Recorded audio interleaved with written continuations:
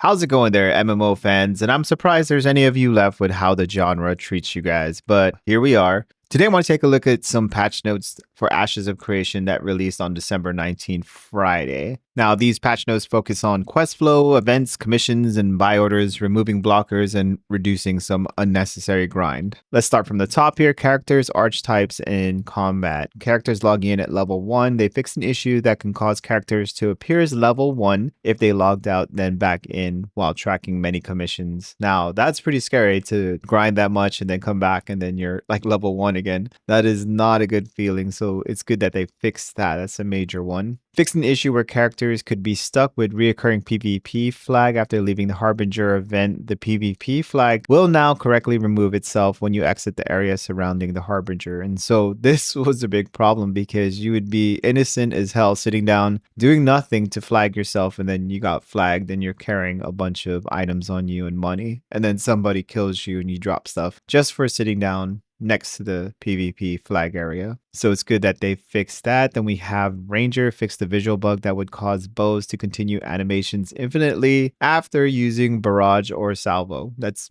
pretty funny to just constantly just do the animation the whole game until you relog or something. So that's pretty janky. It's good they fixed that because you can't take an MMO seriously if you're just doing that all day. And people will flame the forums just because of that. I mean, it's more funny than anything, but people will just be like, oh, this game sucks, it's trash, and all that because, they have a video of that. Now we have rogues will now exit stealth when interacting with harvestables for general interaction with objects. It will interrupt the interaction if the character enters stealth. So basically no more gathering while in stealth, which was a pretty cheating way to get some harvestables in some higher level areas. Now let's go into the summoners, and the summoners had a lot of improvements. It seems like they were focusing on them because they were the most broken. They're also the newest class, I think. So the first one is they made improvements to issues causing game freezes and crashes relating to summoner pets being summoned. So that's pretty crazy. It's like the ultimate skill. You could banish someone to the real world and just use your summon just to crash them. Maybe they should have a skill just like that. But it's good they fixed that because, man, it's not good to be force logged out, especially during that first week when it was so hard to get in. I remember I spent maybe 5 or 6 hours trying to connect and finally did.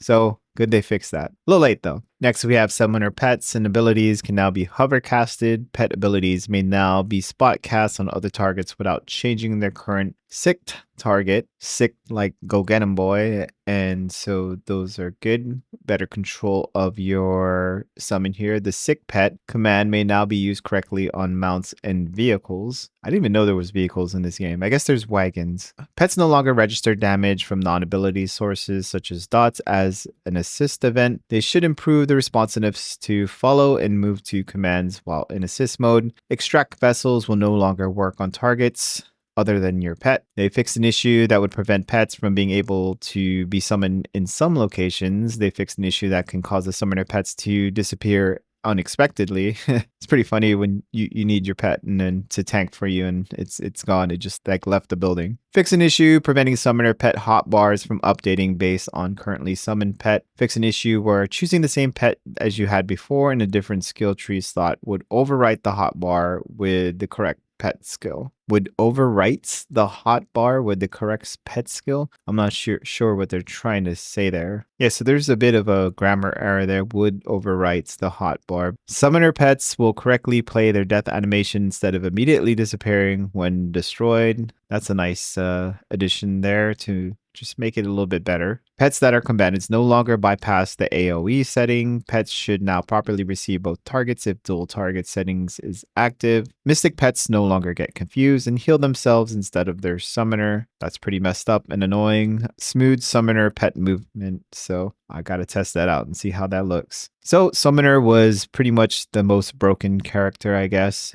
or they're just working on that one first. I'm not sure, but there were a lot of fixes to the Summoners. Now moving on to Caravans. They fixed an issue preventing players from joining Caravan events as an attacker or defender. Then Caravans updated the Caravan driver defense buff to only reduce damage from players characters. Enemy NPCs will now deal full damage to the characters driving the caravans. Next is duels. They fixed an issue that could prevent duels from starting, which is pretty anticlimactic. Duels fixed a bug that would give a cannot duel while in combat error, even though both characters were out of combat.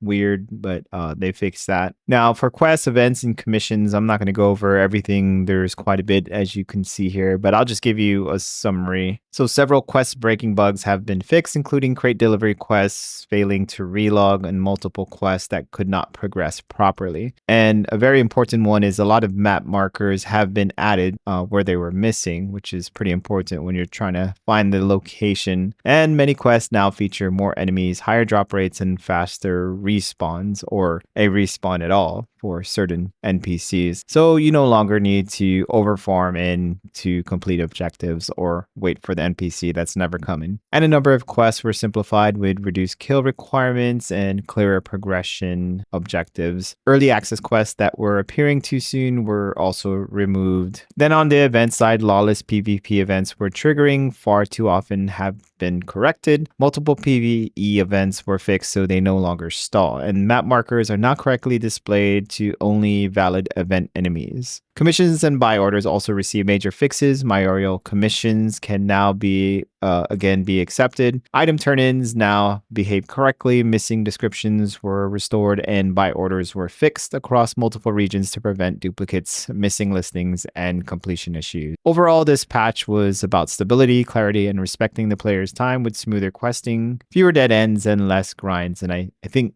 the major improvements were the map markers and places where you couldn't progress with a quest because you're missing an NPC, or the NPC wasn't spawning and everyone's just killing that NPC before you could. Now moving on to settlements, we have the Trade Bureau fixed the construction costs for service building. The construction now costs 600 tier 1 materials, 600 tier 1 tools, 60 tier 2 clothes, and 60 tier 2 spirits. I have no clue. I'm not there yet.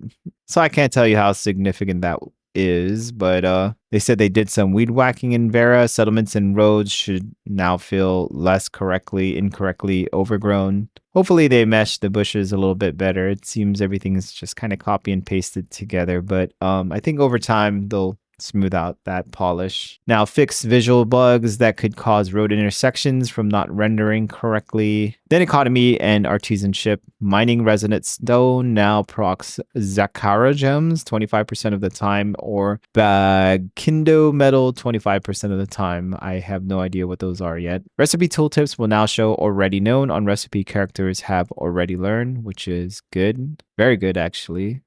Mounts fixed the bug where it prevented mounts from regenerating HP, which would really suck. Fixed a visual bug that caused some mounts and mount cosmetics to appear at a lower resolution. And that seems to be not just for the mounts. Seems to be something with DLSS or something that's just causing a lot of the textures to not load. Especially, remember going through the character creator, the character themselves wouldn't load, but a lot of times their clothes would be very low res. And so the same thing was happening for mounts and characters in the game sometimes. Hopefully they fix that as well. So now going into general fixes, which would be the last one. So the first one, all enemies around variable respawn correctly, fixed an issue that was causing enemies to no longer spawn. And that's one of the bigger issues, like when it came to quests, when enemies wouldn't spawn.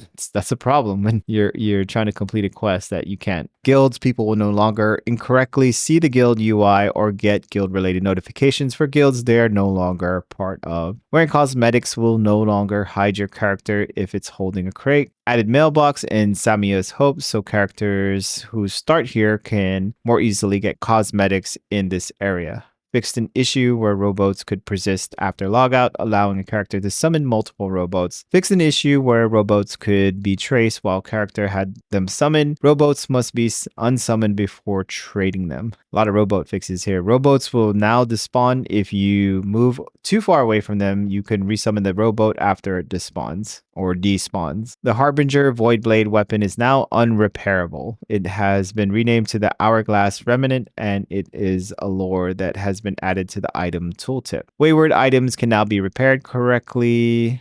Dusk and dawn daytime transitions no longer cause significant white and blackout issues for people. Praise the sun, they say. Improve dusk and dawn lighting transitions to not get so dark.